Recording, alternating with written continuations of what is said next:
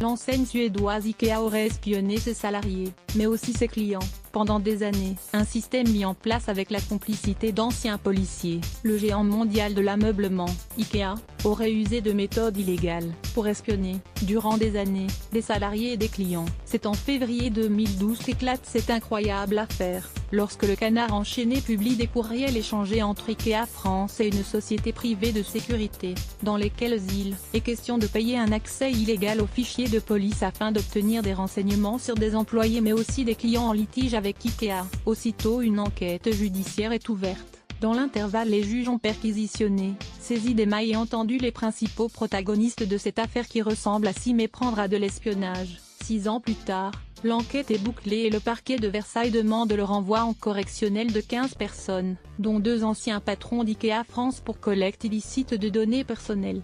L'article du Canard enchaîné qui révèle les pratiques d'Ikea. Radio France. Tout démarre avec Adel Amara, employé du magasin Ikea de Franconville dans le Val d'Oise. Ce salarié est aussi délégué syndical au niveau européen et à ce titre il s'est trouvé à la tête d'une grève en 2010.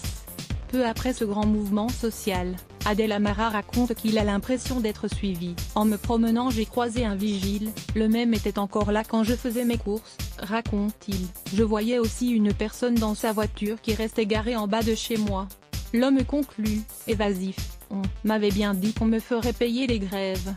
Lorsqu'il évoque ses soupçons à l'époque, on le traite de parano, mais en 2012, il découvre qu'il était effectivement au cœur d'une enquête, réalisée 2 ans plus tôt par une société de sécurité privée. La justice en détiendrait une preuve, un rapport de 55 pages sur le magasin de Franconville où travaille ce syndicaliste. Dans ce document que la cellule investigation de France Info a pu consulter, Adel Amara est décrit comme un leader charismatique, mais aussi comme un déséquilibré. Adel Amara souffre à l'évidence de problématiques psychotiques.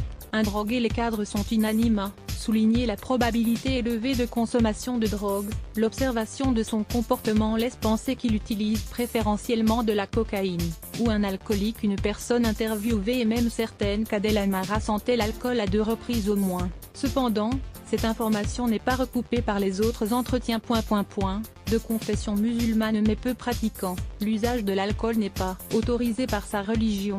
Lorsqu'au cours de la procédure Adel Amara prend connaissance de ce rapport de détective, il en reste stupéfait. Il l'est plus encore en apprenant la tentative de manipulation proposée par la société prestataire de sécurité privée. Sur le modèle des pratiques d'espionnage les plus professionnelles, ils sont envisagés les moyens d'utiliser voire de retourner la propre compagne du syndicaliste dans le dessein d'en faire un levier d'influence. Dans ce rapport, Estelle T. est décrite comme active et dominante à la maison. Radio France. Interrogé sur ces accusations, l'avocat d'Ikea France déploie 2 axes de défense. Il n'existe pas de preuve qu'Ikea ait commandé ce rapport et Adel Amara a été condamné pour des faits de harcèlement sur des collaborateurs et a été licencié. Si le recours à des techniques de manipulation fait songer à un roman d'espionnage, une autre méthode décrite dans ce fameux rapport versé à la procédure judiciaire évoque l'usage des légendes, un outil bien connu dans le monde du renseignement. Il s'agit d'infiltrer de faux collègues dans l'entourage direct du salarié à surveiller, des comédiens ou d'anciens espions professionnels, qui auront pour mission faire remonter des informations à la direction. Chez Ikea, c'est précisément le scénario décrit, avec pour cible Adel Amara. Un document préconise même d'organiser un casting de premier choix pour mieux le surveiller. Dans ce rapport, le salarié ou le client en litige est appelé adversaire. Radio France. Dans le cas du magasin de Franconville, le choix aurait été fait d'introduire dans les lieux une fausse caissière chargée d'espionner les syndicalistes de Force ouvrière. C'est en tout cas la conviction intime d'Adel Amara. Cette fille-là était caissière mais se rapprochait beaucoup de nous, se souvient-il, et souvent elle était là dans nos discussions syndicales Force ouvrière, et quand on arrivait aux réunions, la direction était déjà au courant. Il évoque aussi le combat qu'il a mené en sa faveur. Je l'ai défendu pour qu'elle obtienne un CDI qu'elle a finalement refusé lorsque nous allions l'obtenir, dit-il. Je n'ai vraiment rien compris.